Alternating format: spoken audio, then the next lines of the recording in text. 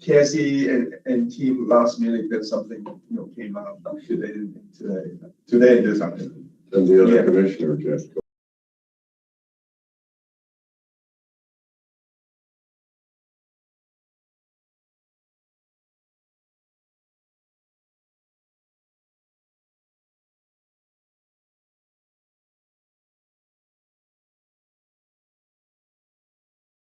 As we've discussed and it's established.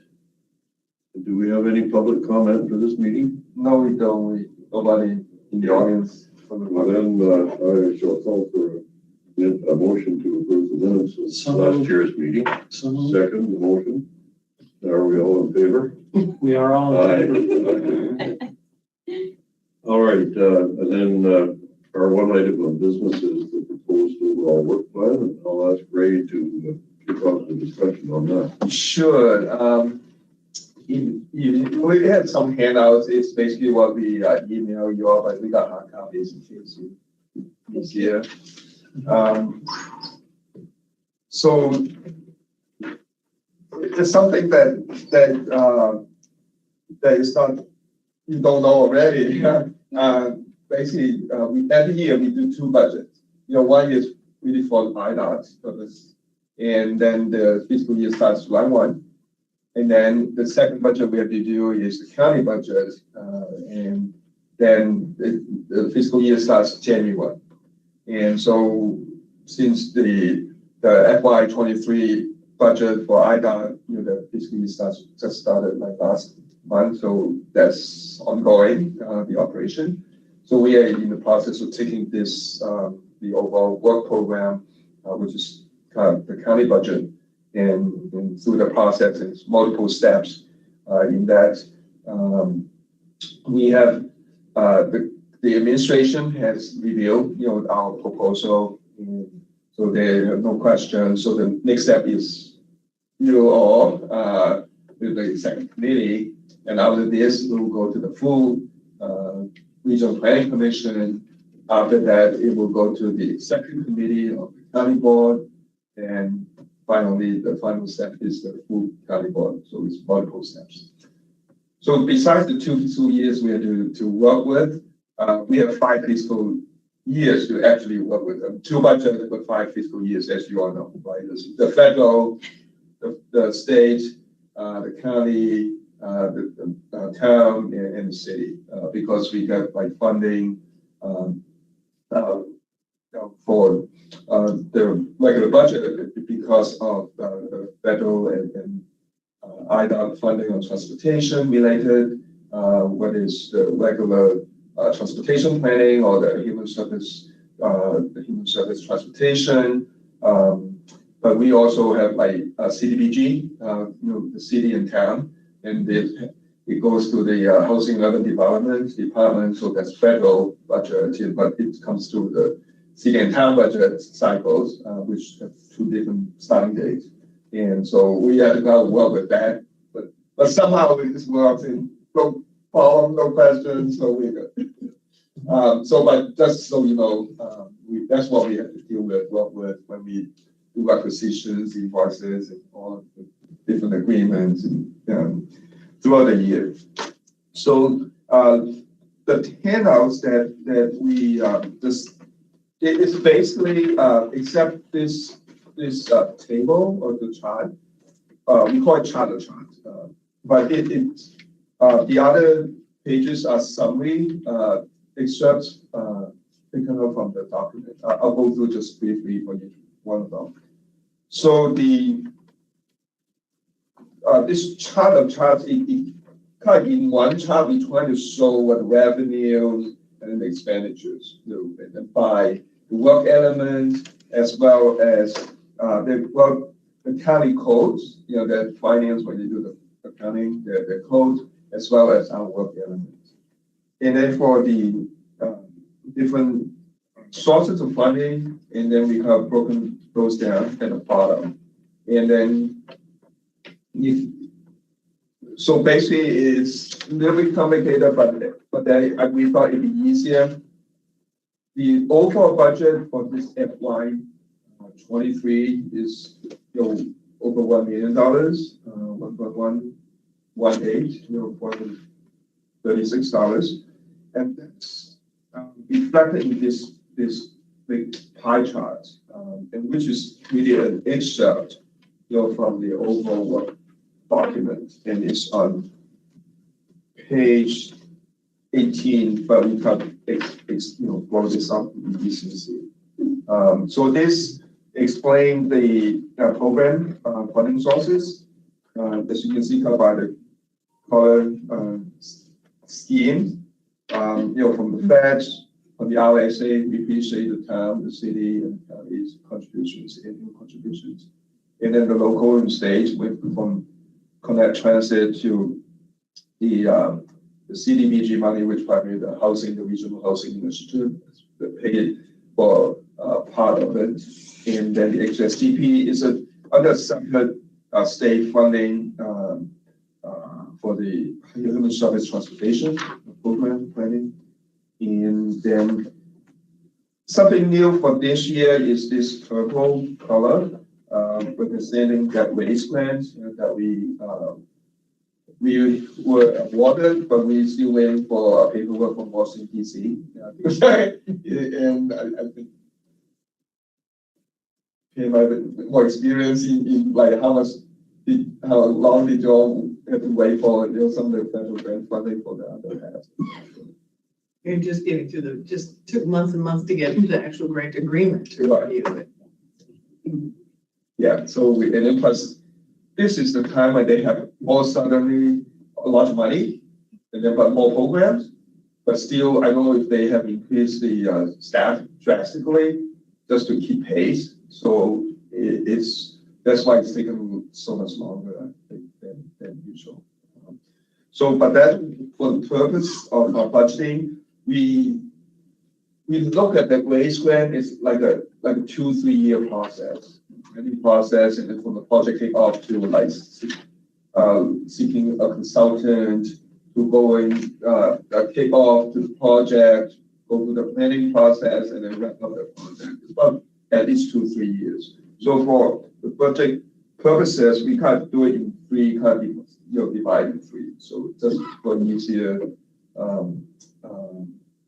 reflection of that. And so overall budget-wise, so we have some increase from last year's, primarily due to some additional funding from IDA and the Fed. I think there's some formula that they based on, and also more funding from the federal government. And so we have an increase in that. The PACER project that the town is so familiar with because it's really for the rating for the paper. So that's done. So that's removed from last year's budget. I mean, it's no longer reflected, and that's why last year's it was still in last year's budget, FY22, and then so FY23 is no longer there. So that's the major differences in terms of between last year's and this year's. The other page 17, this is that page. That basically is the expenditures that we summarize on page 17, table 2.2.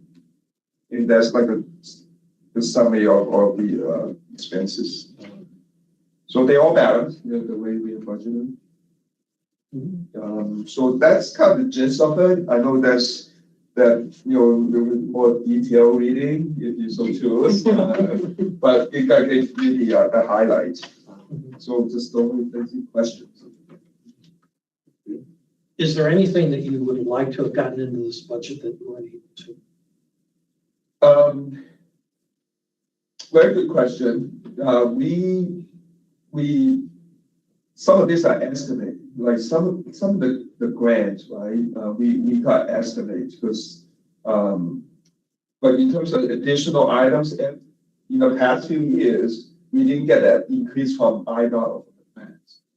But because we are part of the county, and the county gave a little bit of like cost of living adjustment, so we have to take some money from the programming to account for that. So this year we're able to make up as part of that, that helps was the additional money, from that. But then it's always would be nice if we have not a particular project, but appreciate for asking. We are kind of bounded by, I would love to have another staff member, right? We with waste grants, and then we hoping to get some like IDOT grants. And it will be applying for SS4A. So we can use another staff member, but it is not something that it'll be, we don't have that large amount that we can, to support staff member. So we can't do like through interns, that's another way that we try to do. But project wise, we are pretty much, I would say at capacity, but we keeping very busy. If more money became available that you weren't expecting, and more work became available that you were expecting, you could probably get up an amendment made. This couldn't you? We could, but the money has to come from somewhere though. Yeah. Ideally, it should go first. Yeah. So if we got some more grants, maybe then we can use that additional grant. Right, that's why we reconfigured work element 800. So that we had a place if we did get additional grant revenue in for some of the projects that we've been looking at. That would be where we would amend it in. Yeah. So it's separated from the IDOT MPO funding, but still in plan. Yeah. So and you all know, we do whatever comes through the door, because when we don't know what we'll be getting sometimes, right? The CDBG money is a portion of what the town and the city can, Right. correct? Yes. Because I know when at community action, we got a pretty significant amount of money that was passed through CDBG to go directly to clients and so on. Yeah. Right. That still exists. Correct. Yeah. So we Kind of go to touch with that. Yeah, definitely. So we, from the city and the town, collectively, we received $60,000. Yeah. And then, but that's not enough to do just the regional housing initiative. Actually, we supplement with some other funding sources for that. And that's a good chunk. Do you have any questions? I would move that we approve the budget. I will second that motion. Are you in favor? I am in favor. So it's carried unanimously. Thank you. So this recommendation will be taken to the full planning commission in September. Yeah. Okay. Is there any other business that arises?